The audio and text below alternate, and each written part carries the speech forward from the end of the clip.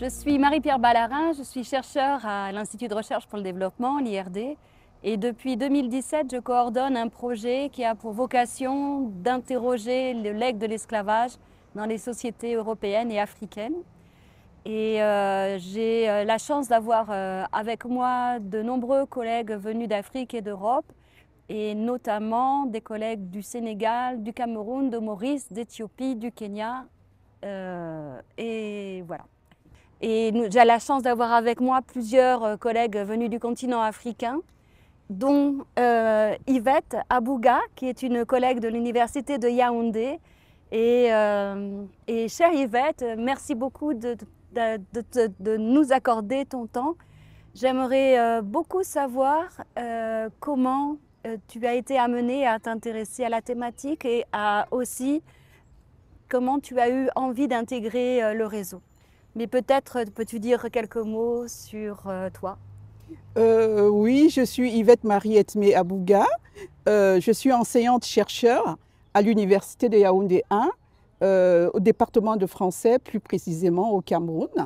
Mais au départ, j'ai fait mes études à l'Université de Poitiers où j'ai obtenu ma thèse de doctorat en littérature française. Et j'ai fait le choix de retourner au Cameroun où j'ai eu un poste. Et donc, concernant le projet SLAFNet, j'ai été mise au courant en 2019 d'un workshop qu'avait organisé le SLAFNet, mais j'étais encore assez éloignée du projet. Je ne savais pas de quoi il était question, je ne connaissais pas grand monde. Et quelques années plus tard, je crois en 2020, j'ai été mise au courant une fois de plus de l'argumentaire du colloque qu'a organisé le SLAFNet, que devait organiser le projet SLAFNet au sein même de l'Université de Yaoundé 1. Et donc, c'est des problématiques qui m'intéressent, d'autant plus que j'ai eu la chance d'échanger à ce sujet longuement avec le docteur Jules Sinan, qui fait partie du projet depuis de nombreuses années. Yvette, peux-tu nous préciser ta thématique de recherche, même en dehors, on va dire, du projet SLAFNet? C'est important pour nous aussi d'attirer des personnes comme toi. Je commencerai peut-être par quelque chose qui est assez particulier pour moi et qui m'encourage à vivre ce projet. C'est que je suis littéraire. Je suis spécialiste des littératures francophones post-coloniales et très tôt, j'ai commencé à m'intéresser aux questions liées aux études post-coloniales dans trois espaces, l'espace subsaharien, l'espace caribéen et l'espace océan Indien. Et donc, mes champs de compétences s'articulent essentiellement autour des questions relevant de la déconstruction des imaginaires et des savoirs, la question des décentrements, des idées, les politiques littéraires des frontières, les questions liées au nomadisme, des questions liées inévitablement aux mémoires, aux traites et à l'esclavage. C'est très intéressant. Tu peux nous dire un petit peu justement comment cette question des mémoires liées aux traites et l'esclavage est traitée en littérature, puisque c'est effectivement quelque chose dans le projet SLAFNet que nous, on n'avait pas. Donc tu apportes beaucoup en ce sens. Oui, c'est vrai, je suis la minorité littéraire dans le projet et je suis consciente de ce que je peux apporter par rapport à ce qui se fait déjà entre historiens, sociologues, archéologues et autres. Alors, chez les littéraires, il s'agit de faire en sorte que les histoires qui proviennent des imaginaires des auteurs croisent l'histoire avec H majuscule. Et c'est ce que nous faisons et c'est ce que je fais dans les différentes analyses littéraires que je fais à partir des corpus bien définis, à partir des textes qui proviennent des œuvres écrites dans des espaces postcoloniaux provenant donc, s'inscrivant dans les littératures francophones postcoloniales des Caraïbes, du Sud-Sahara et l'océan Indien. J'essaye de voir comment ces auteurs réécrivent l'histoire avec H majuscule à partir de certaines représentations, à partir de leur imaginaire. Évidemment, nous, en tant que littéraires, dans nos différentes analyses, bien entendu, il s'agit des fictions, on a besoin de nous appuyer sur certains supports, sur certaines ressources critiques provenant des domaines de l'histoire, provenant des domaines de la sociologie, pour rendre nos analyses beaucoup plus consistantes, beaucoup plus efficaces, surtout lorsqu'il s'agit des questions aussi délicates qui concernent l'esclavage, les traites et puis les mémoires. Oui, oui, c'est effectivement des aspects très sensibles sur lesquels il faut que nous travaillions. En 2019, nous avons eu ce projet effectivement de faire la conférence finale du projet SLAFNET à Yaoundé, qu'on a réussi à mener à bien en 2022. Et j'aurais aimé que tu nous dises un petit peu comment tu as eu envie de contribuer à la conférence et de rejoindre de façon un petit peu plus officielle le réseau, d'où ta présence à Nice aujourd'hui. Alors, une petite anecdote, hein, c'est qu'en fait, j'avais envoyé très tard mon résumé au comité scientifique du colloque parce que j'avais le choix entre ce colloque et un autre qui devait se tenir au Bénin. Et ne connaissant pas le Bénin, n'étant jamais allé au Bénin, et puis il y a toute une histoire autour de Huida. Et je me suis dit, celui-là, je l'ai à Yaoundé, peut-être que il vaut mieux partir au Bénin. Sauf qu'au Bénin, ça n'a pas marché, non pas parce que mon résumé a été rejeté, mais parce que le colloque a été reporté. Et donc, quand je suis revenue pour le colloque du SLAFNET et tout, malheureusement, il se faisait tard. Évidemment, j'étais très embarrassée, mais quand même, je suis restée en contact avec le docteur Jules Sinan, qui m'a rassuré qu'on pouvait faire autre chose après le colloque. Mais quand même, je pense que les organisateurs du colloque ont cherché à me contacter pour présider un jury, un panel,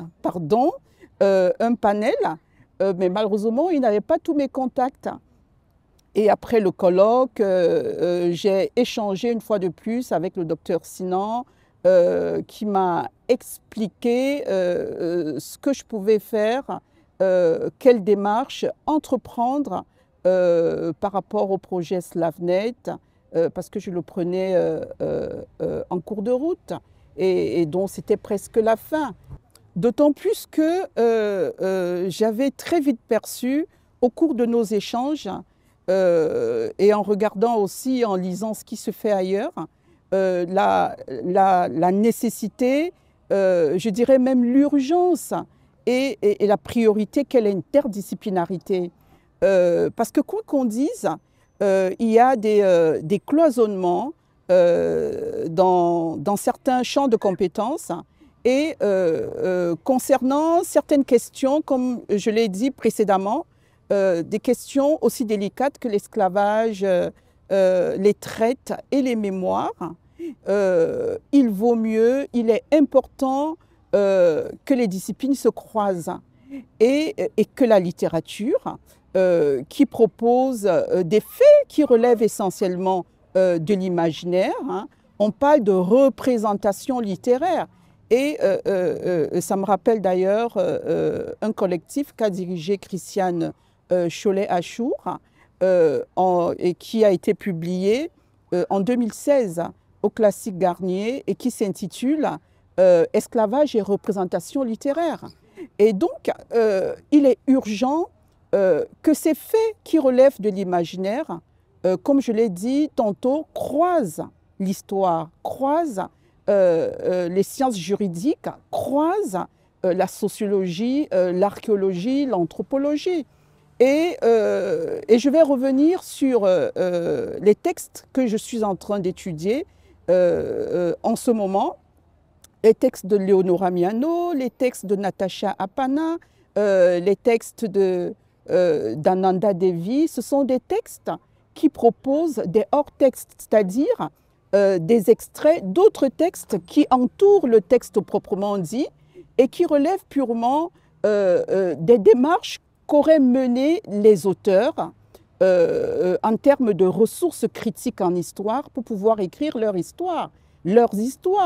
Et donc, un texte comme La saison de l'ombre d'Eleonora Miano, on ne peut pas avoir la prétention de mener certaines analyses littéraires sans se référer aux ressources critiques relevant du domaine de l'histoire en tant que discipline.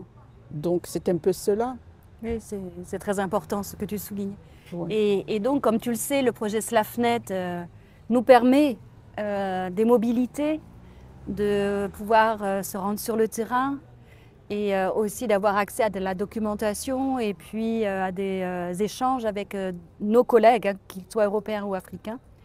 Peux-tu me dire un petit peu ce que t'a apporté cette mobilité en France?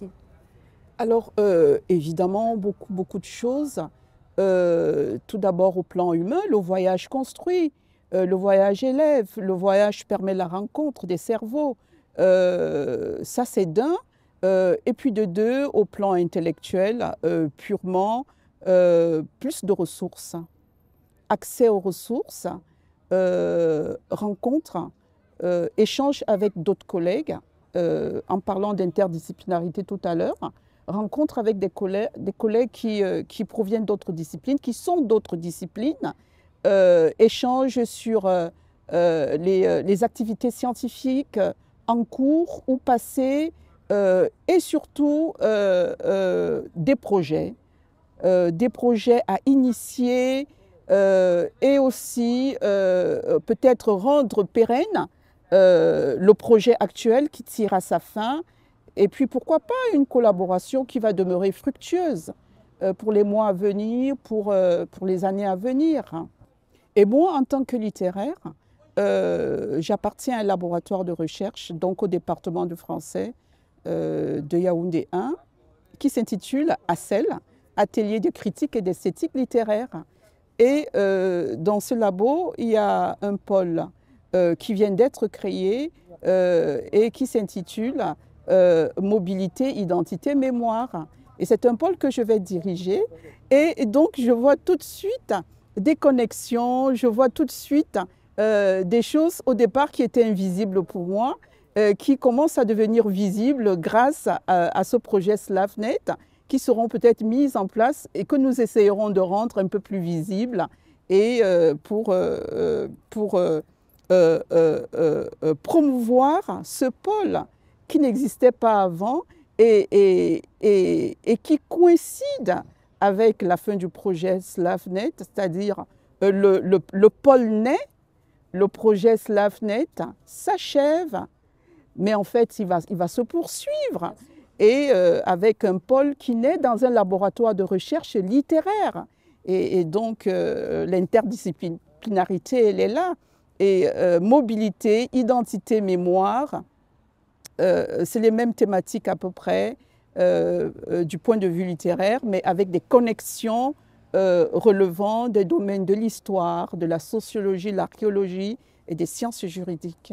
C'est vrai que l'URMI, c'est une équipe pluridisciplinaire parce que, comme tu le disais, le laboratoire Migration et Société auquel j'appartiens et où vous êtes accueillis est un laboratoire où on trouve des historiens, des géographes, des archéologues, beaucoup de sociologues, des anthropologues, on a des collègues qui travaillent en sciences de l'éducation. Et justement, cet aspect littéraire que tu apportes est vraiment très important. Ah oui, tout à l'heure, en citant les disciplines, j'ai oublié les géographes et j'ai oublié les sciences de l'éducation. Alors, si je peux rajouter quelque chose, je pourrais peut-être terminer par là. C'est Toni Morrison, dans l'une de ses interviews, qui fait allusion à ce que la fiction apporte par rapport à l'histoire, qui présente des faits justes, souvent avérés, qui recherche ce qui s'est réellement passé avec des chiffres, avec des dates, etc. Et la fiction, elle touche l'âme. La fiction, c'est la sensibilité. La fiction, elle est faite pour émouvoir, elle est faite pour réfléchir sur ce que l'histoire peut-être nous propose avec des chiffres, des dates, des exactitudes.